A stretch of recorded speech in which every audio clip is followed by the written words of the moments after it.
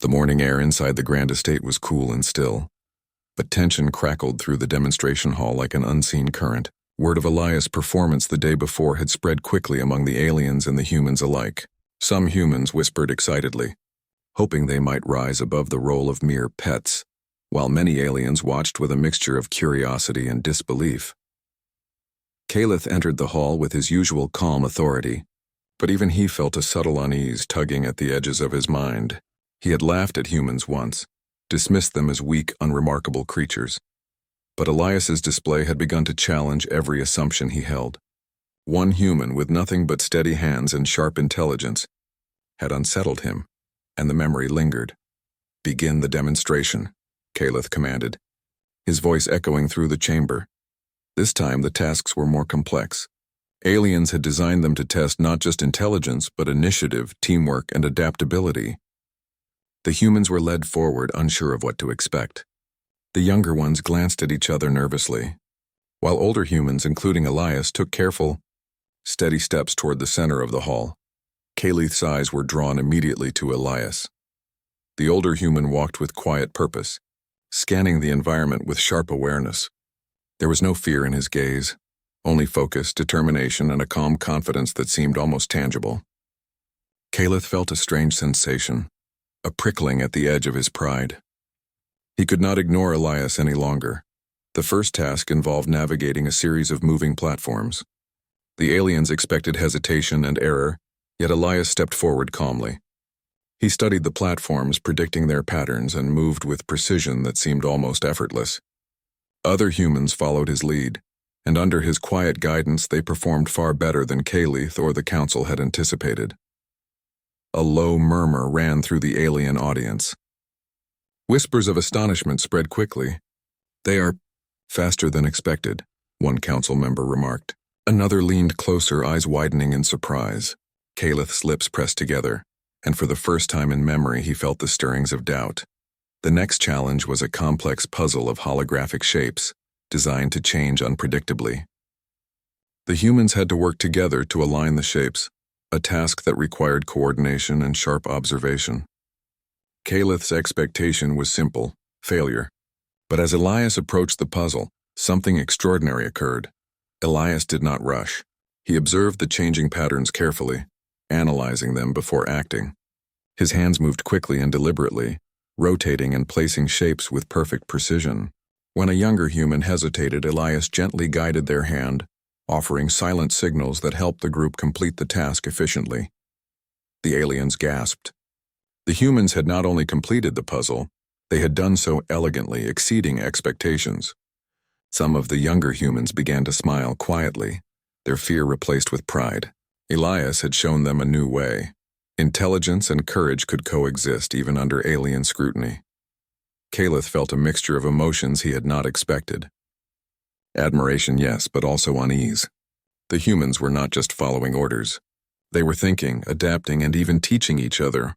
This was beyond what any alien had thought possible for their so-called pets. The demonstration continued, each challenge growing in complexity. Aliens added layers of difficulty, moving platforms faster, increasing puzzle complexity, and introducing new obstacles designed to confuse and intimidate. Most humans struggled at first, faltering under the pressure. But Elias remained steady. He solved problems methodically, encouraged others subtly, and adapted instantly to unexpected changes. By midday, the alien council was beginning to murmur among themselves. Caliph noticed them exchanging uneasy glances. Some whispered that perhaps humans were not the simple creatures they had believed them to be. Others shook their heads in disbelief, unwilling to admit it openly. When the final challenge arrived, it was the most difficult yet, a maze-like platform suspended above a glowing energy field. Humans were to navigate it collectively, using both intelligence and cooperation to reach the exit. Aliens expected chaos. They expected the humans to fall, fail, or panic. Elias stepped forward, scanning the maze carefully.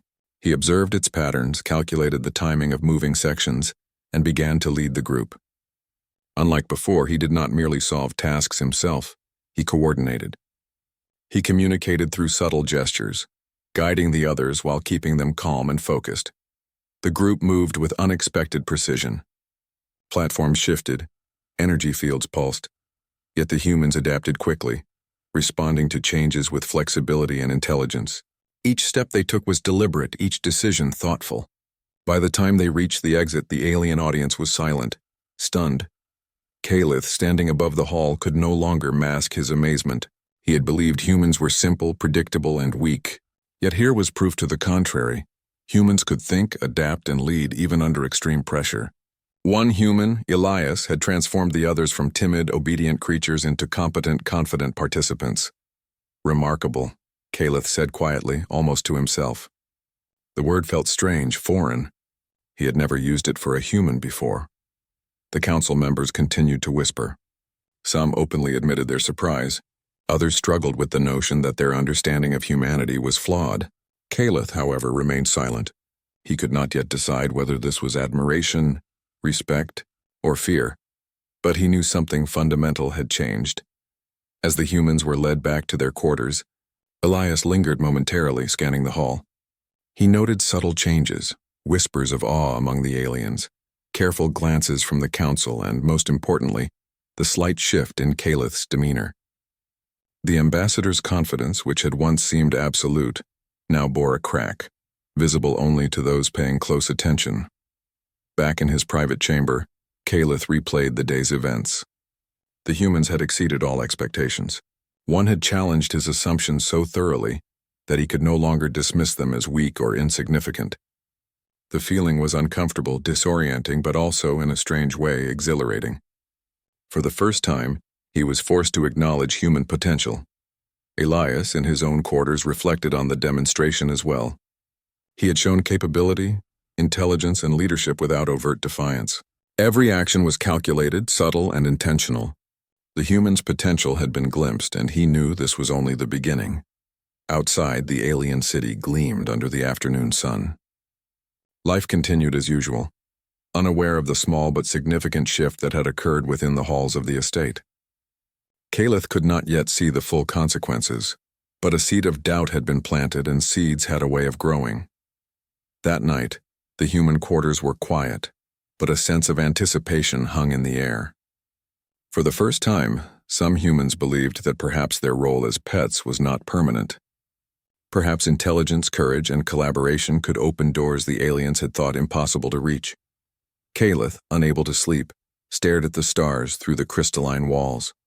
He wondered how one species so underestimated could begin to unravel centuries of alien arrogance. One human had challenged everything he believed, and in doing so, had begun to shift the balance of perception. The ambassador's laughter from days past now seemed distant and hollow. The galaxy was not yet ready to see humans for what they truly were. But Calith had begun to notice, and noticing was the first step toward change. Elias, lying quietly in his quarters, closed his eyes and let the day's events settle in his mind. He knew the aliens underestimated humans, and he knew that small victories could build into something far greater. Today had been one of those victories. Tomorrow, he thought, might be even bigger. The story of humanity's hidden strength was beginning to unfold. The next morning, the skies above the alien city were clear and pale blue. The sunlight streamed through the grand estate's crystal dome, scattering into thousands of tiny reflections. Everything looked peaceful, but inside the walls, unease grew like a quiet storm. Whispers about the humans had spread through the corridors. Guards spoke in low voices. Attendants shared rumors about the human who had solved the impossible puzzles. Even some council members began to question whether the humans were really as simple as everyone believed. Ambassador Calith sat alone in his private chamber. His sharp eyes stared at a holographic report floating before him. It detailed every human's performance during the last few demonstrations. The name, or rather, the label, Unit H3 appeared again and again.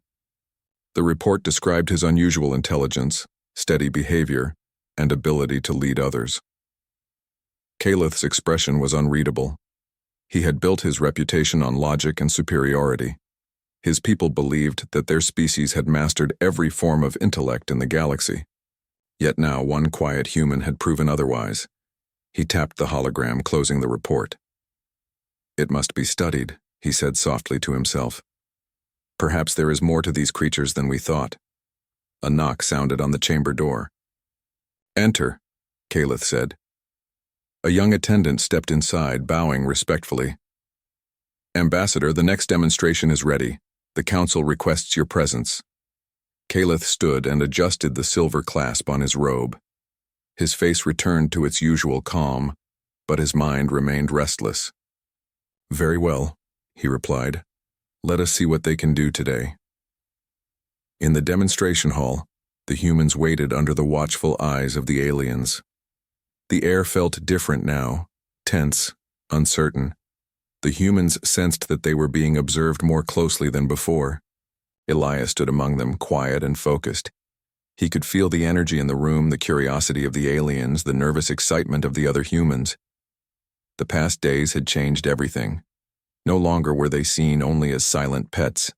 Something had shifted in the way the aliens looked at them, and in the way the humans looked at themselves. When Calith entered, the hall fell silent. His footsteps echoed across the polished floor. He took his seat on the high platform and gave a short nod to begin. Today's challenge was unlike any before. It was not a simple puzzle or a test of coordination. The aliens had designed a simulation that mimicked real survival conditions, a collapsing structure, shifting platforms, and falling debris. The goal was to escape before time ran out. The humans were clearly nervous. Many had never seen such a complex simulation before. The floor beneath them shimmered and changed shape, forming narrow bridges and high walls. The lights dimmed, replaced by the glow of red warning signals. Calith leaned forward. His expression was calm, but his heart beat faster. He wanted to see how the humans reacted, not out of cruelty but out of curiosity. "Begin," he ordered. The simulation started with a deep rumble. The humans hesitated for only a moment before Elias stepped forward. His eyes moved quickly, studying the environment.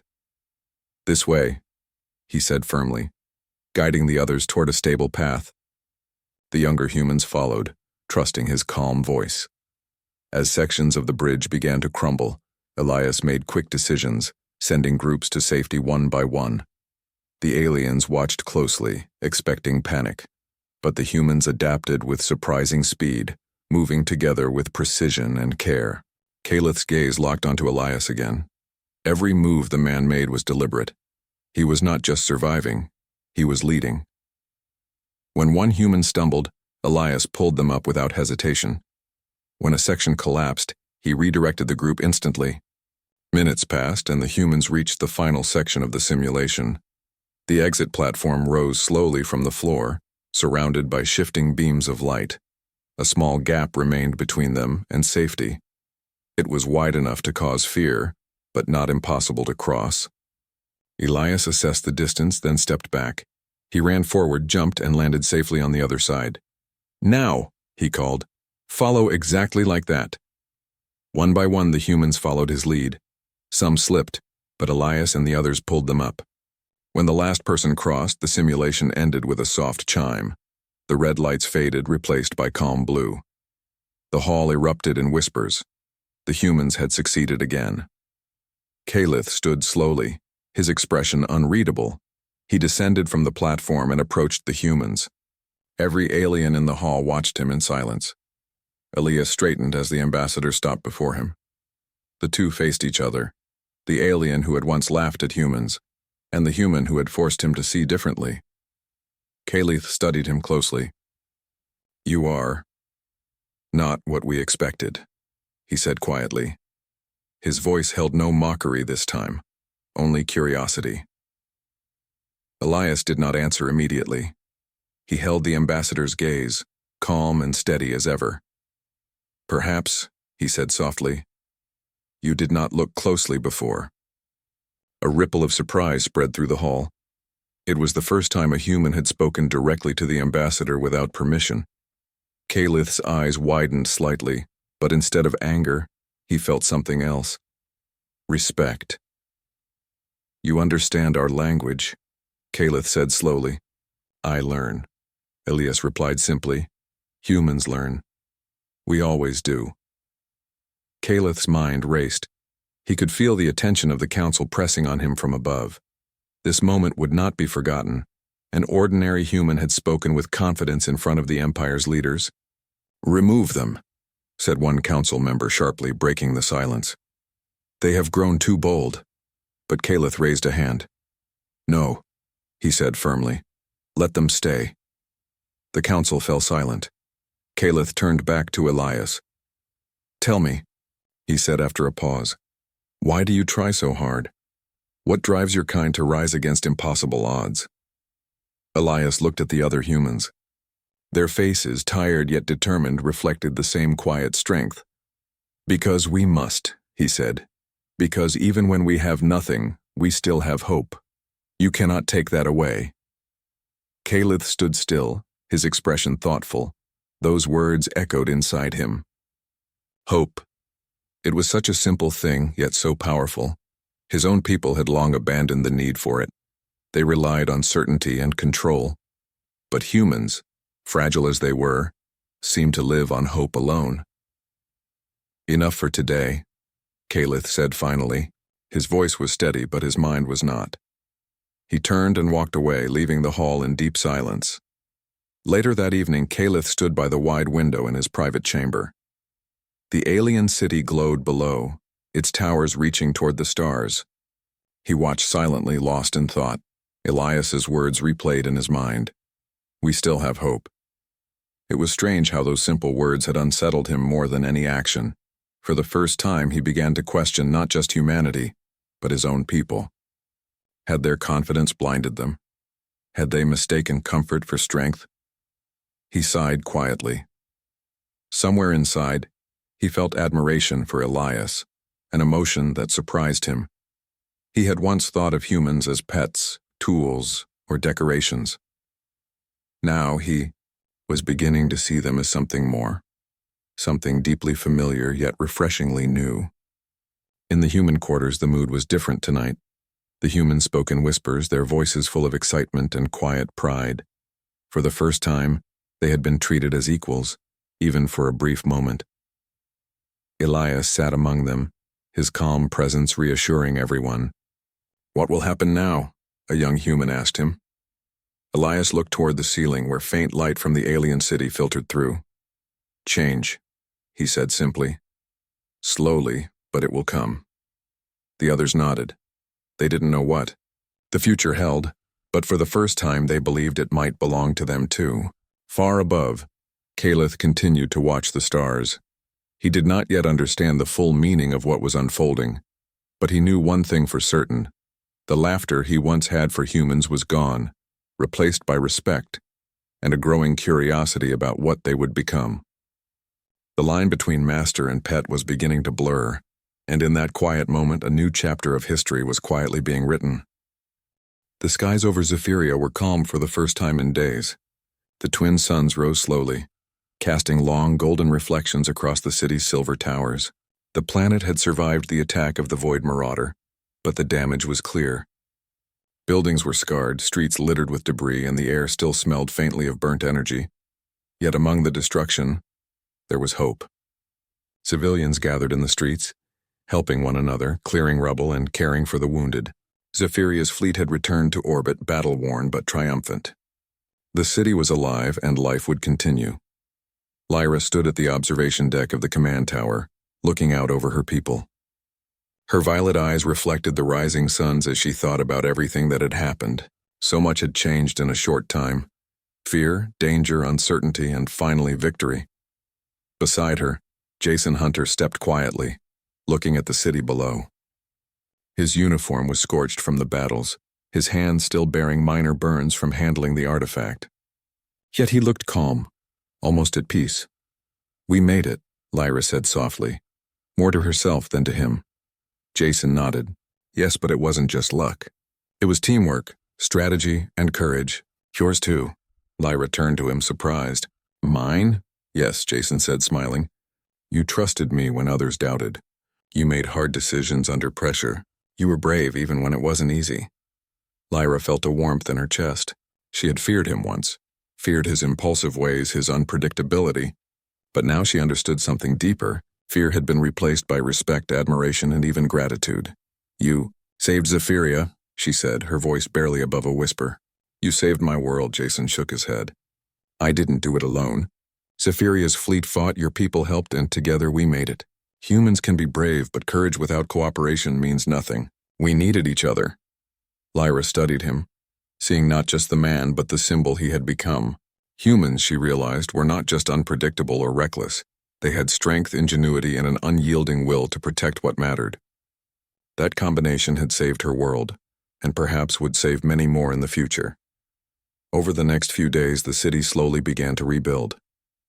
Civilians worked side by side with engineers and soldiers, restoring communication lines, repairing energy grids, and reopening marketplaces. Every corner of Zephyria reflected the resilience of its people, and the quiet influence of the human who had stood beside them in their darkest hour. The High Council held a special assembly to honor those who had led the defense. Lyra spoke first, her voice carrying across the grand chamber. Zephyria has faced destruction, yet we have survived. We have survived because we chose courage over fear, action over hesitation, and cooperation over isolation. And we have survived because of the unexpected ally who stood with us when our world was in danger. Jason stepped forward at her side. The chamber fell silent. Zephyrians, usually reserved and formal, watched him with a mixture of curiosity, respect, and awe. Lyra continued. Captain Jason Hunter of the human species has proven that bravery and ingenuity are not limited by species, rank, or tradition. He faced danger not for glory but to protect life. His actions remind us that strength comes in many forms, and that hope can be found even in the darkest of times. Applause echoed through the chamber. Some Zephyrians whispered among themselves, amazed at the humans' calm courage. For many it was a revelation. Humans were not the reckless outsiders they had assumed. They were a species of ingenuity and resilience, capable of changing the course of history. After the ceremony, Lyra and Jason walked through the streets of Zephyria, watching as citizens rebuilt their homes and lives. Children ran freely, playing among the repaired walkways, their laughter a reminder that life continued. You know, Lyra said softly, I used to fear humans. I feared what you might do, what recklessness you might bring. I thought your courage was dangerous. Jason glanced at her, eyebrows raised. And now? Lyra smiled faintly.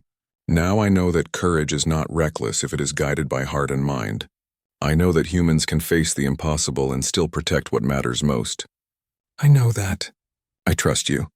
Jason's lips curved into a small, genuine smile. That means a lot coming from you, Lyra. I feared I'd never gain your respect. You have it, she said. More than respect. You have shown me what true bravery looks like. As they continued their walk, the artifact from the colony, now safely stored in Zephyria's research center, pulsed softly with energy. Scientists studied it, fascinated by its power and possibilities.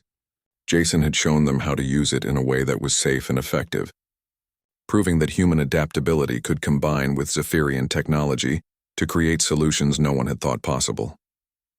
Days turned into weeks. Zephyria slowly returned to its former glory, stronger and wiser for the experience.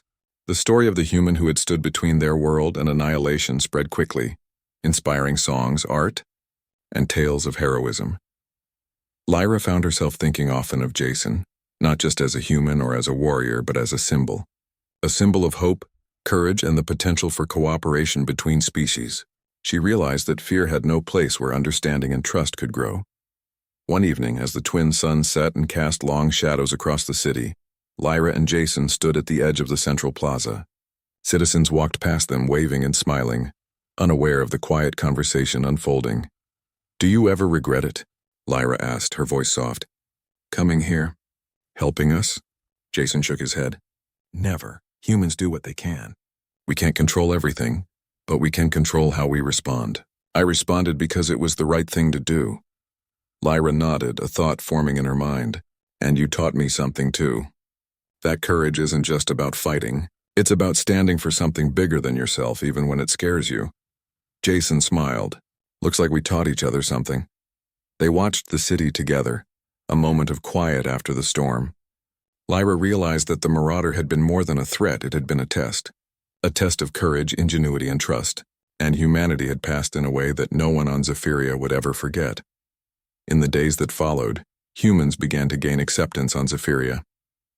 Others came as envoys, traders, and engineers eager to learn and share knowledge. Jason became a bridge between the two worlds, a living proof that fear could be replaced by cooperation and prejudice by understanding. Lyra, once fearful of her human companion, now walked proudly beside him. Together they had faced annihilation, and together they had survived. She understood finally that humanity's greatest strength was not just physical power or advanced technology. It was courage, resilience, and the willingness to protect others, no matter the odds. And so, Zephyria began a new chapter, stronger, wiser, and forever changed by the bravery of a human who had stood between their world and destruction. As night fell, the twin moons rose over the city, casting gentle light on the streets below. Lyra looked at Jason and felt a sense of peace she had never known before. She had feared him once, but that fear had been replaced by trust, respect, and something deeper, a knowledge that humans were capable of greatness, and that some bonds even across worlds could never be broken. Jason glanced at her and grinned. "Ready for whatever comes next?" Lyra smiled back. "Yes, as long as we face it together." And together, they walked forward into a future full of hope, courage, and the promise that even the darkest threats could be overcome when bravery and trust stood side by side. The days following the marriage were filled with activity, diplomacy, and quiet tension. Princess Liara found herself moving through human space stations and fleets, attending council meetings, trade negotiations, and military briefings. She watched Marcus closely as he navigated these interactions, and the more she observed him, the more she understood the depth of his abilities, not just as a military officer, but as a human leader. Humans, she realized, had a strange combination of courage, creativity, and adaptability that even the Zelthari could not calculate. Where her people relied on precision, rules, and rigid strategy, humans relied on intuition and improvisation. Marcus could read situations quickly, understand his opponent's weaknesses, and inspire those around him to act with confidence. Liara found herself fascinated and perhaps a little envious. If her people had leaders like him, maybe the galaxy would be a very different place. But not everyone welcomed the human princess's observations or the marriage. In the shadows of the Zelthari hierarchy, whispers spread like fire. Certain council members, loyal to tradition and wary of human influence, were plotting behind closed doors. They feared that humans were unpredictable, that their rise could challenge the authority of the Zelthari High Council, and that Marcus, despite his respect for rules and protocol, might be a catalyst for change they could not control. Liara was aware of these suspicions but chose to focus on her own path. She spent hours walking through the human fleets, watching soldiers train, visiting research stations, and even observing children learn the basics of interstellar navigation. She noted how humans worked together, often improvising solutions in the moment, combining intellect with instinct. It was a stark contrast to her own people, who relied heavily on hierarchy and procedure. For the first time, she saw a different kind of strength, one built not on control or fear but on trust and ingenuity. One evening, as the twin suns of a distant planet dipped below the horizon, Liara stood on the observation deck of the flagship. She watched humans preparing for an upcoming joint exercise, a simulation of battle scenarios designed to test the newly formed alliance. Ships moved in coordinated patterns, drones practiced evasive maneuvers, and communications flowed smoothly. Marcus appeared beside her, quietly watching the fleets with a thoughtful expression. "They are impressive," Liara said, her voice soft. "I understand now why the High Council fears them. Humans are different from us in ways that are difficult to measure." Marcus glanced at her, eyes calm. "Different doesn't mean weaker," he said. "Sometimes the unexpected is the most powerful weapon. Humans have survived because we adapt, we learn. We keep going even when odds are against us." Liara considered his words carefully. "Your people's ability to endure. It is remarkable, but it also makes me nervous. The High Council, they do not see things that way. They see humans as a risk. And maybe some humans are a risk too," Marcus replied. "But you are seeing potential, not danger." His words held a quiet conviction, one that made Liara feel a strange sense of reassurance. Despite the calm moments, danger lingered nearby. In the shadows of the galaxy, rogue Zelthari factions were planning. They were not happy with the alliance or the human influence. They saw the marriage as a betrayal and believed it threatened their power. These factions had quietly gathered resources, ships, and agents to undermine Marcus and Liara. Assassins were trained, sabotage planned, and spies sent to watch the couple's every move. Liara knew she had to be careful. Even a single misstep could ignite war. She increased her vigilance, studied security protocols, and coordinated with Marcus to protect both themselves and the Alliance. Yet she could not shake the feeling that something more dangerous was coming. The air of tension grew thicker with each passing day, and she found herself thinking often about the Council's warnings. One night, while reviewing fleet reports in her private quarters, Liara noticed unusual activity patterns in the human fleet. Some supply ships had disappeared briefly, and certain communications had been tampered with. She brought it to Marcus's attention immediately. "This is not ordinary," she said, her eyes sharp. "Someone is testing our defenses." Marcus leaned over the data console, studying the anomalies. "You're right. It looks like a probe. Maybe a scout mission from rogue Zelthari. Whoever is behind this wants information. Or trouble." He straightened, determination settling in his posture. "We'll have to be ready." Liara felt a rush of admiration. Marcus did not panic. He assessed, he planned, and he acted. In that moment, she realized that humans did not merely respond to threats, they anticipated them, adapted, and turned them into opportunities. The following week, Liara and Marcus traveled to a frontier planet where humans and Zelthari were conducting joint military exercises. The terrain was rugged, filled with rocky cliffs and deep valleys, making it perfect for testing tactics and agility. Marcus led the simulations with confidence, instructing humans and Zelthari alike on coordinated maneuvers. Liara watched closely, noting how humans used creativity to overcome challenges, while Zelthari often relied on strict formations and pre-planned strategies. During one exercise, a sudden anomaly occurred. A group of drones, unexpectedly activated, simulated an attack from rogue Zelthari ships. Marcus reacted instantly, diverting the drones' attacks and coordinating both human and Zelthari teams. He even improvised a technique to redirect the energy of the drones into harmless simulations, surprising even Liara. The Zelthari observers were stunned. They had never seen such fluid adaptation in battle, and even some skeptical generals nodded with reluctant respect. After the exercise, Liara approached Marcus. "You are extraordinary," she said quietly. "I do not know if my people can understand your methods. They are not used to thinking this way."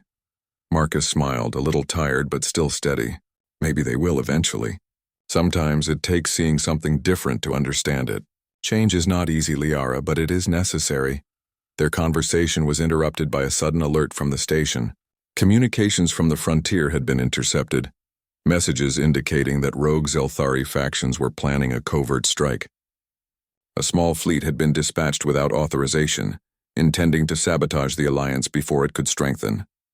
Liara's heart raced. This was the moment she had feared. "They are moving faster than we anticipated," she said. "If we do not act quickly, they could undo everything." Marcus's eyes narrowed. "Then we act quickly. Prepare the defenses, coordinate with our fleet, and stay calm. We will handle this together." As the threat grew closer, Liara felt both fear and determination. She realized that the true test of the alliance and of her marriage was about to begin. The rogue Zelthari believed they could manipulate, intimidate, or destroy humans and Zelthari alike, but they had not counted on Marcus's resourcefulness, nor on the growing bond between him and Liara. That night, as the stars shone over the frontier planet, Liara and Marcus stood together on the observation deck. The galaxy was vast, filled with danger and uncertainty, but she no longer felt alone. She had a partner, someone capable, clever, and unexpectedly powerful. And though she did not yet know the full extent of his abilities, she sensed that Marcus was more than he appeared. In the quiet of the night, Liara whispered almost to herself, "Perhaps humanity is not what we feared.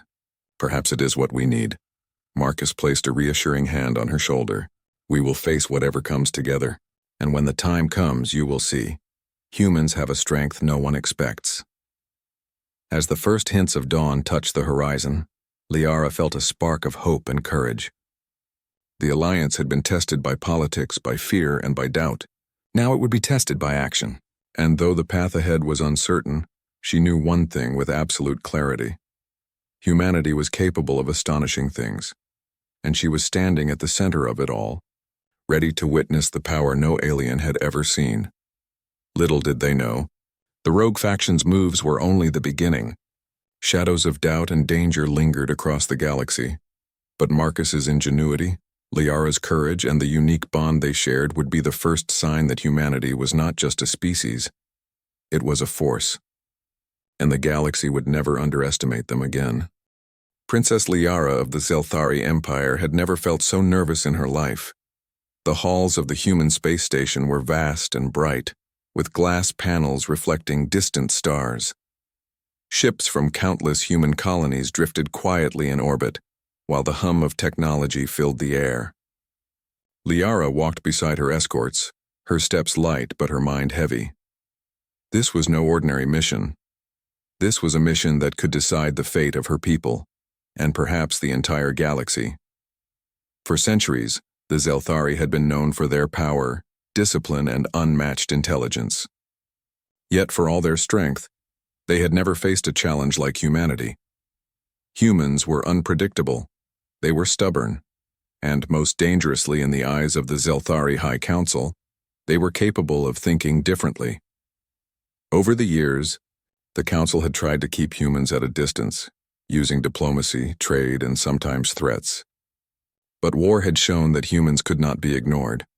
Their fleets, while not as advanced as the Zelthari, had a strange resilience, an ability to fight back in ways the Council could not calculate. Now, Liara had been sent to secure peace, a peace that required a symbolic act: marriage. Her bridegroom was Captain Marcus Kane, a decorated human officer known for his skill and leadership. Marrying him would signify unity, a bond between two civilizations that had once considered each other enemies. Liara had spent months preparing for this.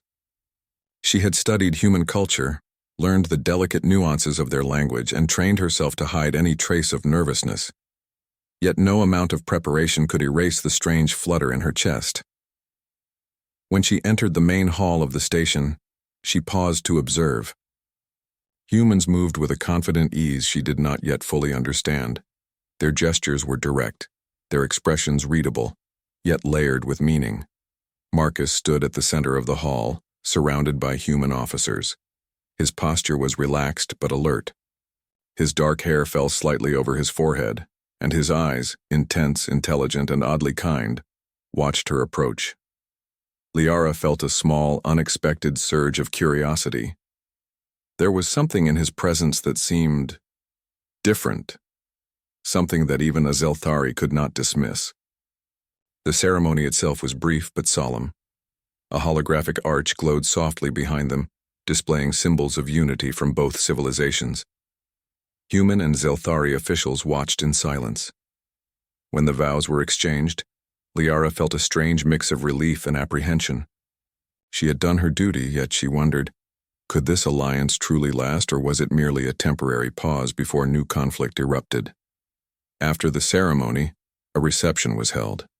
Humans mingled with Zelthari dignitaries, and Liara noticed that many of her people kept their distance, whispering among themselves.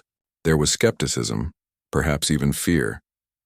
Humans were not to be trusted, or so the Council had insisted. But as she observed Marcus interacting with the guests, she began to understand something important. Humans had a way of inspiring trust, of seeing potential in others rather than weakness.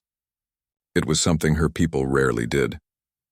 Marcus approached her, offering a small, reassuring smile. "You handled that well," he said in the common tongue. His voice was calm, steady, and somehow comforting. "I know this isn't easy." Liara inclined her head slightly. "It is my duty," she replied, her voice measured. "And yet, it feels different when I am standing here with you." Marcus raised an eyebrow, curiosity flickering across his features. "Different how?" "I do not know," she admitted. "Humans are unpredictable. I am not accustomed to that. Perhaps that is why I find it intriguing." He smiled, a little amused. "Unpredictable can be good. It means we find new ways to solve problems." Maybe you will see it for yourself soon. Liara allowed herself a brief moment of genuine laughter. It felt foreign, but not unpleasant. Perhaps she thought she might come to understand these humans better than her people expected. The night passed quickly. Discussions about trade, agreements, military cooperation, and joint research occupied the officials. Marcus stayed close, guiding Liara through the complex protocols. Despite the grandeur of her surroundings, she noticed the simplicity of human logic. While Zelthari procedures were rigid and layered with rules, humans acted with directness and creativity. She found herself admiring it. She also began to feel a quiet warmth toward Marcus. Respect first, perhaps, and curiosity second. She did not yet know if it would grow into something deeper, but the seed had been planted. Yet, beneath the calm exterior, tension simmered. The Zelthari High Council did not fully trust Marcus or the humans. Some of Liara's advisors warned her repeatedly to be cautious, to keep her guard up.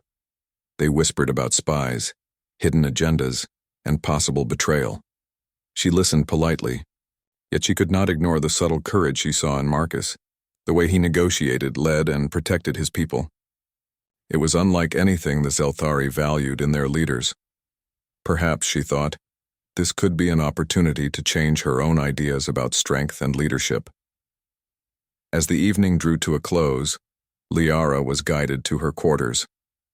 The room was spacious and filled with light from the large observation window overlooking the stars. She stood by the glass watching human ships drift in formation, their engines glowing softly. For the first time in her life, she felt a small spark of hope. Perhaps this marriage, this fragile alliance, could be more than a political necessity. Perhaps it could be the beginning of something new, not just for humans and Zelthari, but for the entire galaxy. She did not notice Marcus enter the room quietly. "I thought you might like a moment of peace," he said gently. His presence was calm, reassuring, and somehow grounding. Liara turned to face him, a small smile forming. "Thank you, it is appreciated." He stepped closer. "Liara, I know this is complicated. I know you have duties to your people. But I want you to know that I will not let anything harm you. Not your people, not anyone." His words were simple, yet filled with sincerity. For a moment, Liara felt the weight of her responsibilities ease. She realized that this human, unpredictable and strange as he was, might be someone she could trust, not just politically, but personally. Perhaps, she thought, humanity was not just a species to be studied or controlled. Perhaps it was something more, something powerful, even in ways the Zelthari could not yet understand. That night, Liara stared at the stars, her mind alive with questions, hopes, and cautious excitement. The alliance had begun. The marriage had been performed. And somewhere deep inside, she felt the first stirrings of something extraordinary, something that could change everything she thought she knew about humans, about power, and about herself. Little did she know the galaxy was about to witness a power that no alien had ever seen, a power that would begin to reveal itself in ways she could not yet imagine. And it all started here, in this quiet moment, aboard a human station, with a human who carried far more than anyone had realized, and who would soon unleash a force that would shock the stars themselves.